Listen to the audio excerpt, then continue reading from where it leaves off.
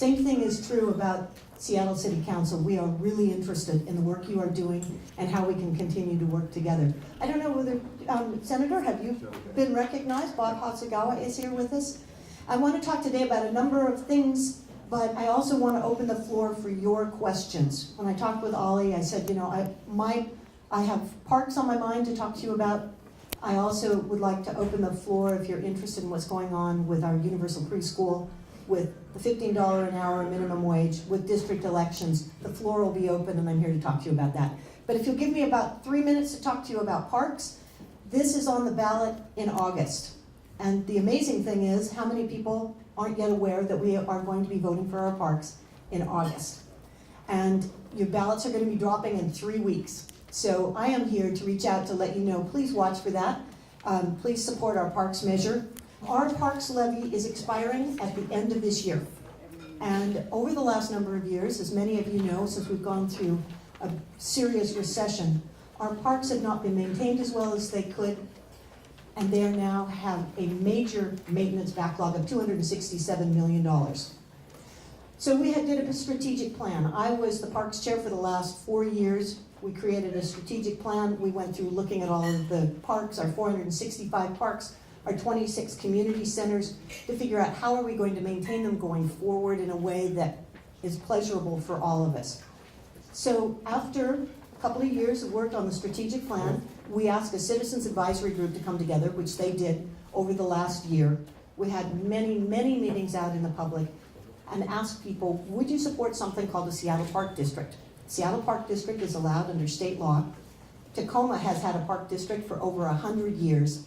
And the purpose of it is to have a sustainable source of funding that will be there for parks. And I know that you're going to hear from a couple of people in a few minutes that are opposed to this process. And I can tell you they're concerned because they like to vote for levies. We all like the levies. Levies are good, but the levies have not been good enough for parks. And over the last year, as we've gone through the recession, we on the City Council, who have to balance our budget, had to make some sorry choices. We want to make sure that our fire and our police and our human services are properly funded. So the money that we had went in there. Parks got cut. 17% of its budget was cut. 10% of people in parks were cut. 10% lost their jobs or had them greatly reduced. What this will do is to provide a sustainable source of funding. And what I have just distributed to you are the finances. If you have an average house these days, it's like $440,000. Seems like pretty high to me, but if you have a house worth $440,000, you're going to be asked to pay $133 a year that will be dedicated for parks only. It cannot be used for anything else. Money cannot be taken to be put into police. It cannot be taken for any other purpose. You will provide yourself with a sustainable place so that people can go to our community centers, we can go to our parks and take care of what we've got first. 60% of the money is going to be dedicated to maintenance, fixing it first. And that's one of the glories of this approach. I'd just like to ask in this room, how many have actually coached Little League or football or basketball or managed a team? I'll bet you that there are a lot of hands here that aren't going up, but you've done that. Many of you know that the fields have not been in as good a condition as we would like, and it's very hard to get field time. Again, part of what we're trying to accomplish is to make sure that all the fields are fixed and in as good a condition as possible, that we can add turf and lights to some of them, and that we can make sure that our community centers are open, all 26 of them, day and night, for our teenagers, for our seniors, for our tots. That's the goal. So I've also passed out another one-page brochure that talks about if you live in this district, District 3, those are the items that will be in the first line of priority in your neighborhoods to get fixed. So I think that, I'm so sorry that happened. But I just want you to see that those are samples. Those are the kinds of things we can do. This will go forward in a sustainable way. The City Council will be overseeing this as part of the board. And as far as accountability goes, there are like 10 new layers of accountability, including a citizens advisory group. There will be internal and external auditors watching this. We will continue to have our Parks Board of Commissioners, the superintendent of parks, the mayor will be overseeing the budget. And at the end of the day, what you will see are better and well-maintained parks. So I'm asking you to please pay attention when your ballots come in and vote yes on those for our parks. And 2 of these have already been spoken for. If you have a yard and would like them, I would love to leave them with you. The question was, will there be general fund contribution? Thank you for asking that. Yes, we have committed $89 million of general fund every year going forward. 89 million was what we had in 2014 for parks. So this is not a supplantation. It's not pay for parks and then take that money and scoot it over for somebody else or some other project.